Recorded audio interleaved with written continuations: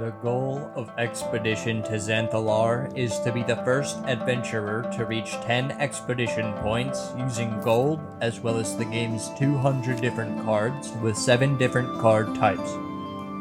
The game is played with these 6 card types placed in 2 rows. Each player's turn plays out like this.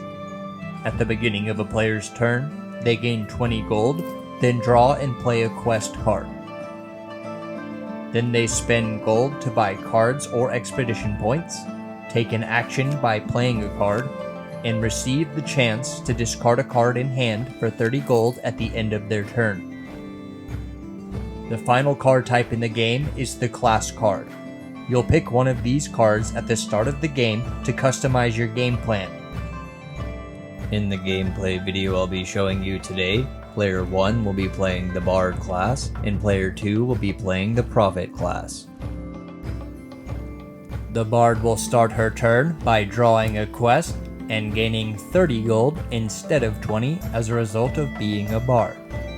Her quest is High Roller, which gives a player 50 gold for rolling dice. She buys and draws 2 trade cards in her spending phase. Then, as an action, the Bard plays Fiery Sword, a card that requires rolling dice and grants 3 expedition points if a player rolls high enough. The Bard rolls a 6, completes her quest to gain 50 gold, and gains 3 expedition points.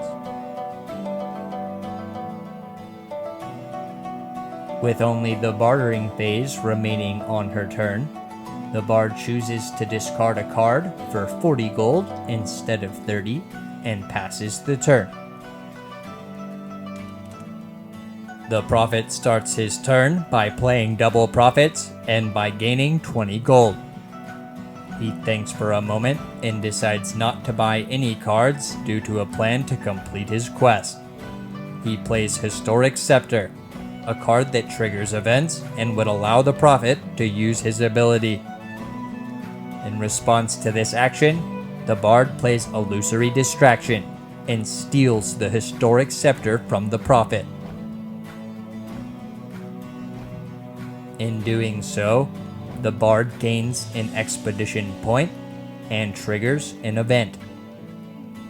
The event is Bear Attack, which forces the Bard to discard 2 cards.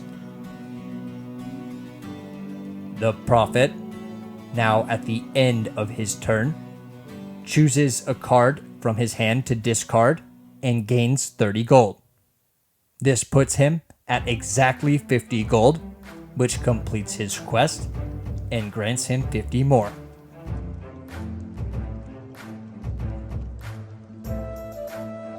The Bard starts her turn with 30 gold and the quest that was easy.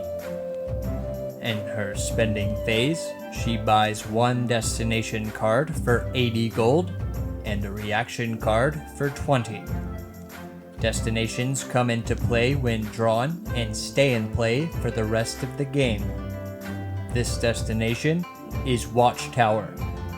With it, the Bard can look at each other player's hand and the top card of every deck at any time.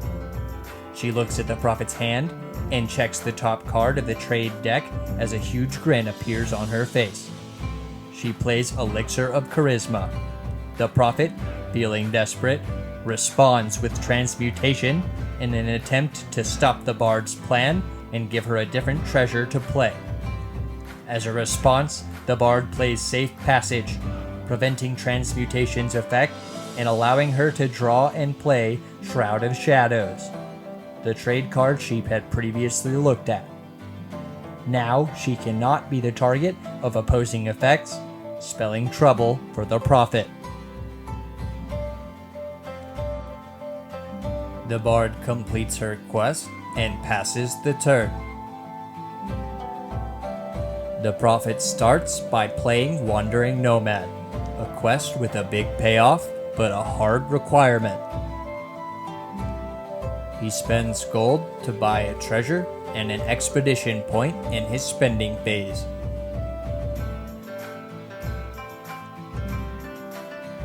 In his action phase, the bard decides to play Ancient Map, allowing him to play a destination of his own. This one is Gladiator's Arena, which gives the bard an additional action phase each turn. He decides to trigger an event with his second action, and, due to being a prophet, he looks at the top 2 events.